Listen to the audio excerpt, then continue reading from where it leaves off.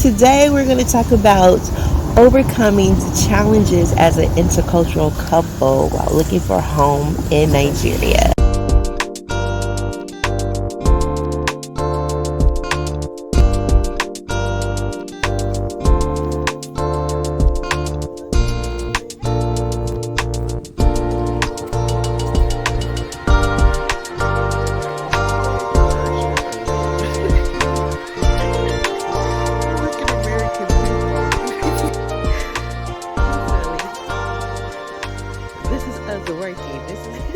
He's always making me laugh when we're out and about.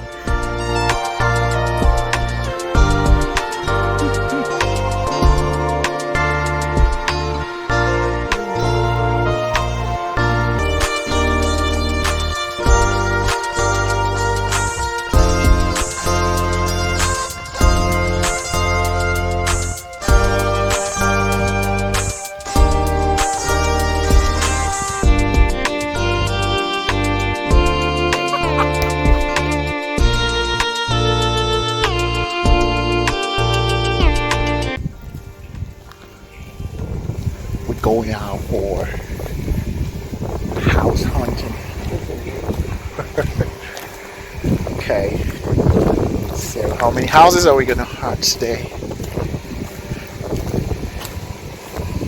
How many houses are we gonna hunt today? Oh, there's several. There's so many that's available right now. Okay, But they go by fast. We gotta be quick. we gotta be quick. Cause we do all the work. We do all the work to look at it, and then in 2 days it's gone. I'm like, what? Like no, like no. Babe. What? Like no. Yes, it is really nice. You can see. Because we have different preferences and we see things differently in addition to being husband and wife or man and woman. It's as American and as Nigeria. You know, so we need to carry last. We go run out. Okay, I don't know what you just said.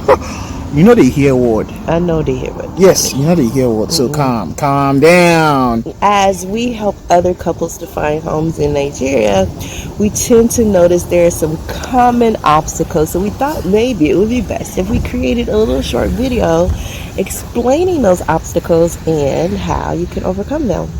Well, the first thing you want to realize or understand is that housing in Nigeria is a war. How's your experience? Let me ask you. When we were looking for the first house you lived with me in Nigeria, how was your experience? Was it stressful or kind of enjoyable? Or voila, we just in the house and then we moved in. How was it like? Oh my gosh, it was extremely stressful. At first I was excited because I'm like, I'm going to have to get me a home in Nigeria, right? My first house in Nigeria. Then eventually what happened? Oh my gosh. First of all, learning about agents and agent fees, and it can be more than one agent and they all expect to be paid right just to show you the house. So that was annoying. I think the first time I went off. Yeah, I think we got to a point where we were having a lot of misunderstanding, right?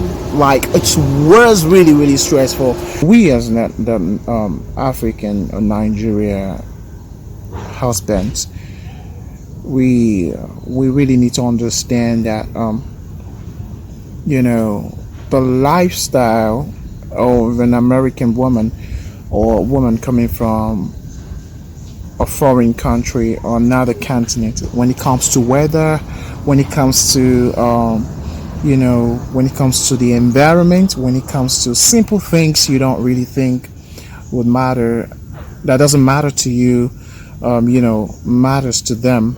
And for you as a husband, I'm just speaking from the husband perspective, and I can say that a lot of times when we live in a particular place and then our wife will be like, okay, well, let's just try as much as possible, let's see how we can get this place, and you'll be like, the very first thing, it happened to me, the very first thing you want to hear is like, oh, okay, well, this money is too much. You can exchange the comfort of your own wife to money. Okay, you can compare the two of them. It's better for your wife to be comfortable than than being stressed. It can cause a lot of stuff. It can cause a lot of problem when you spend time with your wife at home. Let's take for instance where the electricity goes off about 30 times in a day. Oh my God. Nagging like, oh my God, you don't want to go through that, and you tend to turn on the generator all the time, and a lot of problem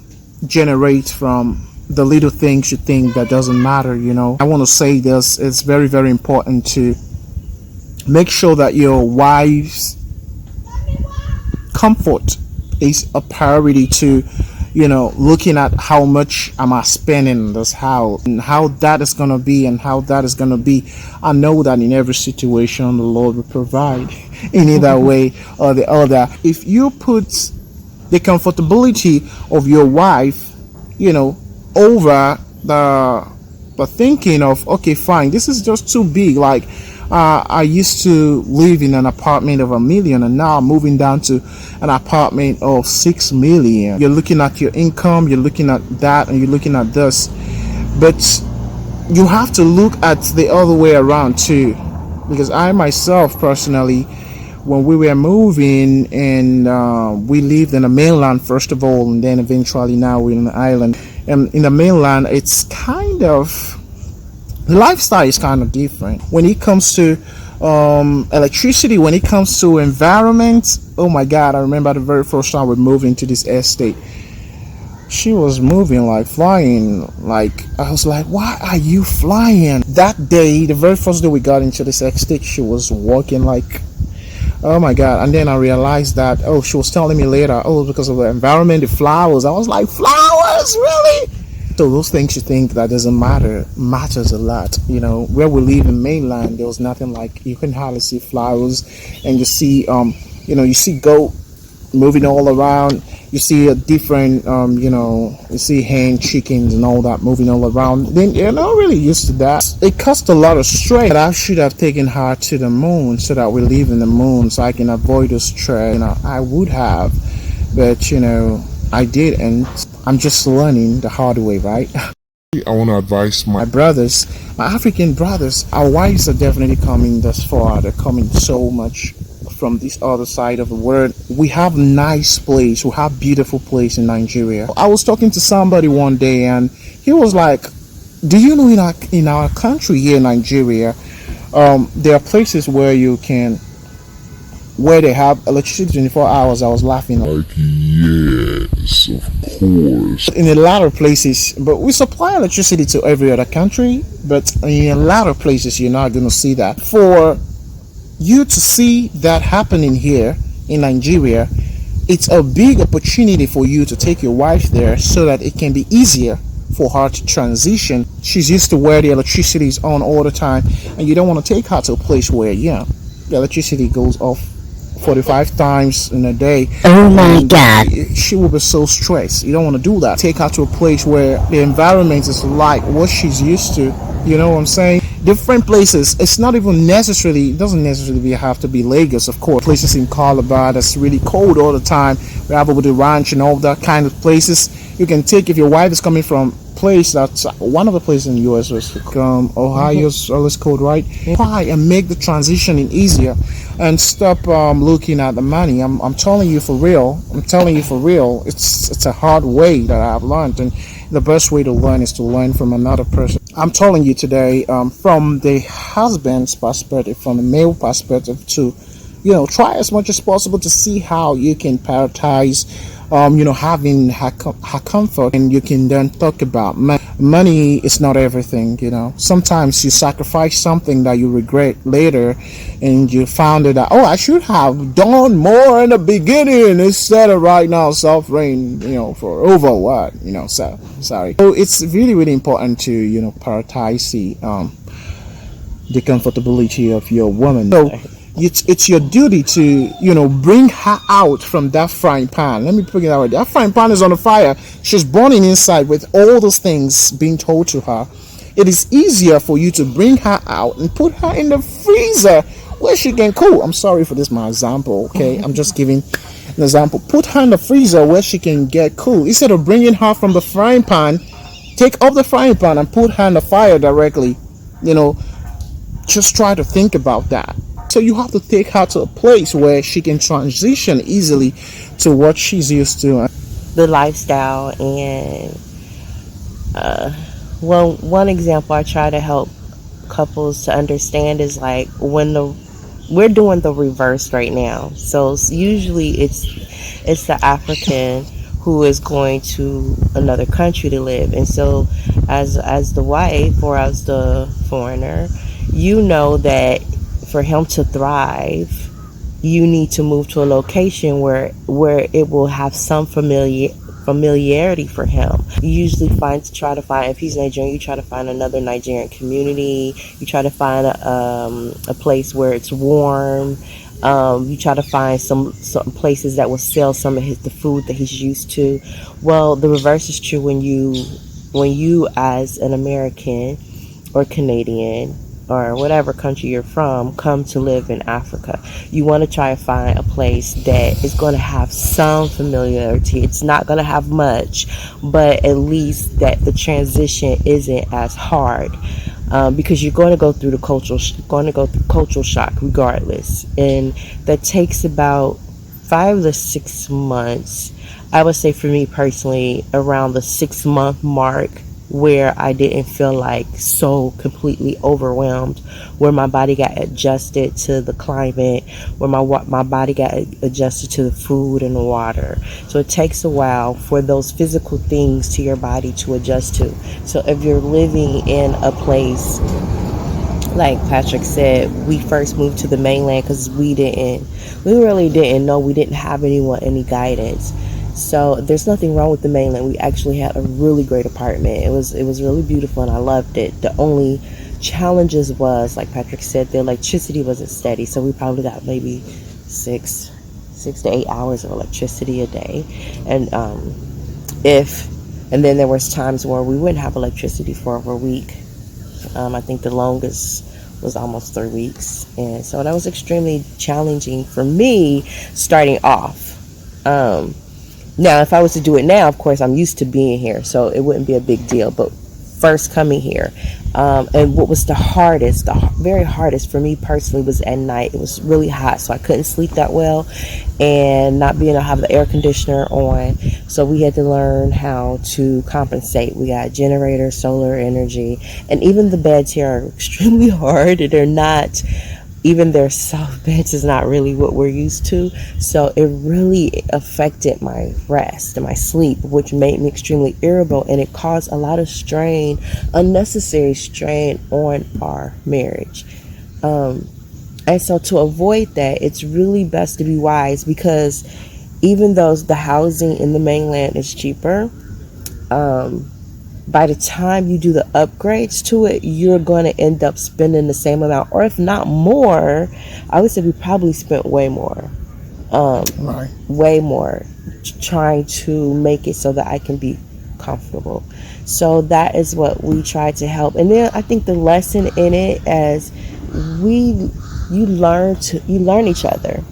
You learn each other's needs. When you go through stress, you learn, what's stressing your partner out, and more importantly, how you can comfort your partner. I think Patrick mentioned in another video before how he's learned how to be way more affectionate and tend to my emotional needs, because I had several breakdowns. I think one time I went completely off because of a freaking cockroach literally flew and hit me in the head, and I was like, oh no, I'm done, this is it, I can't do this anymore. No electricity, no water, and now this cockroach attacking my forehead. I can't do it. but we learned a lot. But if I could do it all again, if we had someone to guide us, an intercultural couple who actually lived in Nigeria that could have guided us, I think we would have just moved straight to the island, because it has a westernized feel to it, and it would have tapered me in my adjustment. I think it would have helped me a little bit better in that regards. But I still love my first home. that we were in. It will always have a place in my heart. But as Patrick said, when we moved over here and I seen the difference, I was like, oh my God, I'm so happy. I'm so relieved. There's yards, there's landscape, there's and you wouldn't think that something as simple as grass would make a huge difference, but it does. So anyway, so we just thought that we would try to help several couples that this is the opportunity to learn to compromise, because I think some of the challenges for me personally, even helping with my husband, was he didn't want us to spend so much money on the house. And he was like, no baby, we can do better, we can make better use of that money just to spend it on the house, just an apartment. And I'm like, but babe, I really need this comfort level. But since we've moved over to the island, we actually stayed over here through Airbnb at first. But I feel a difference in our relationship. Things are not as stressful. So, and you already have the stress of learning each other, so you don't want to add undue stress, unnecessary stress. If you have the ability to make things a little bit easier for you and your mate, then you should do it. So I think that's honestly the biggest challenge, other than the whole house hunting perspective and learning how to get your home ready for when you move in. It's not the same procedure as it is in the U.S. And so that's where we came together and decided for our business that we would help. Our goal is to help the diaspora, to help different ones to be able to create a second home in Nigeria.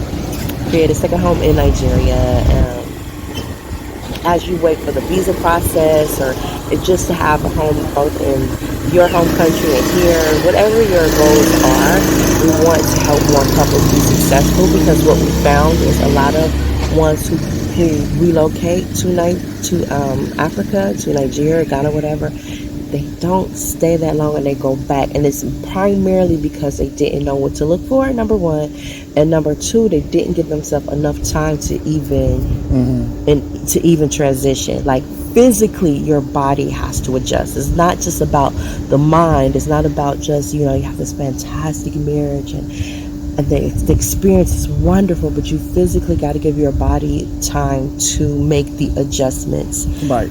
And so you can physically feel the difference, and that's so important. You give yourself enough time. I've heard people say, well, I'll try for a month.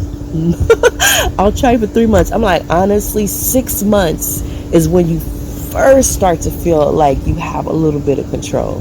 Because like when I first came here, I felt like I was a newborn baby. I had to rely on my husband for everything, for food, where to communicate, to go places.